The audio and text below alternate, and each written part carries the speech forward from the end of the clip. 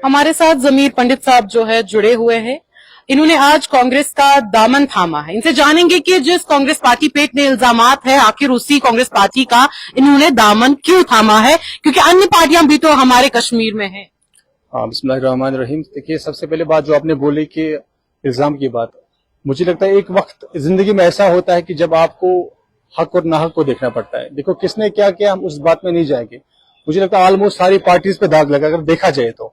लेकिन हमें अभी ये चीज देखना है, हमारे कश्मीर में, जम्मू एंड कश्मीर में जो भी मसले मसाइल है, तो मैं ये सोच के कांग्रेस ज्वाइन किया। मुझे लगता है कि हमारा जो सबसे बड़ा मसला वो स्टेटहुड का मसला है, और ऑब्वियसली बाकी जो पार्टीज वो रीजनल पार्टीज वो हमारी मतलब सेंट्रल पार्टी है।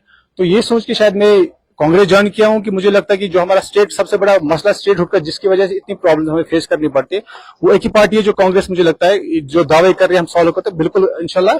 जब 4 जून को इक़्तिदार में आएंगे इंशाल्लाह हो रहा हूं, तो उसके बाद मुझे लगता है मतलब कंफर्म वो ये चीज। तो आप मुझे बताइए, आपने स्टेटहुड की बात की, कांग्रेस की नेशनल कॉन्फ्रेंस की हुक्मरानी बहुत सालों तक रही है, तब ऐसी अमेंडमेंट्स को जो है भाजपा ने यूं खत्म कर दिया। तो मुझे बताइए, तब कांग्रेस ने या नेशनल कॉन्फ्रेंस ने ऐसा कोई कदम क्यों नहीं लिया था इस स्टेटहुड को मजबूत करने के लिए?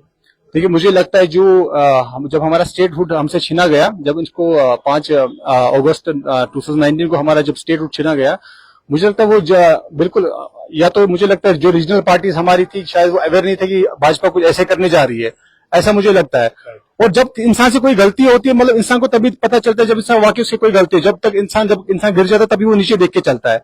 जो गलतियां उन्होंने की वो भी इस बात पे मुझे लगता है अफसोस कर रहे हैं। हर कोई अफसोस कर रहा है कि हमें ये सब नहीं करना चाहिए, हमें उस टाइम गवर्नमेंट बनानी चाहिए थी। अगर बीजेपी और पीडीपी की गवर्नमेंट टूटी थी, हमें बिल्कुल गवर्नमेंट बनानी चाहिए थी।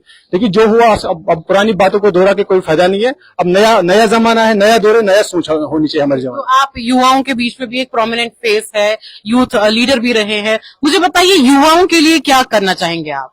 देखिए, युवाओं के लिए सबसे बड़ी बात मुझे लगता है, अभी चाहे युवा की बात हो, जो हमारे बुजुर्ग अभी सब हर एक जो हमारा कश्मीर का बाशिंदा है, एक सबसे पहला मसला उनका स्टेटहुड है। क्योंकि जब तक हमारा स्टेटहुड रिस्टोर नहीं, मुझे नहीं लगता बाकी प्रॉब्लम सॉल्व हो सकते। पर स्टेटहुड तो एक गड़ा मुर्दा है, उसको बार बार खंगालने से मुझे लगता है कि ये बाद की बात है। मजीद आप क्या युवाओं के लिए करना? देखिए, यूथ जो अभी परेशान है, मुझे लगता है बेरोजगारी बहुत ज्यादा बढ़ी है। सबसे बड़ा मुद्दा तो मुझे ये लगता है, जब इंसान बेरोजगार होता है, मुझे लगता है इंसान यूथ फ्रस्ट्रेशन में आता है, और फिर फ्रस्ट्रेशन में आके यूथ को पता नहीं तो मुझे कौन सा रास्ता चुना, क्या नहीं करना। और मुझे लगता है जो ड्रग्स वगैरह का हालात हमारे कश्मीर में बने, ज्यादातर यूथ मुझे उसी का शिकार हो रहे हैं। वो इसी चीज जो फ्रस्ट्रेशन हमारे अंदर आई है ना, हमारे यूथ की, वो इस चीज के मसले है।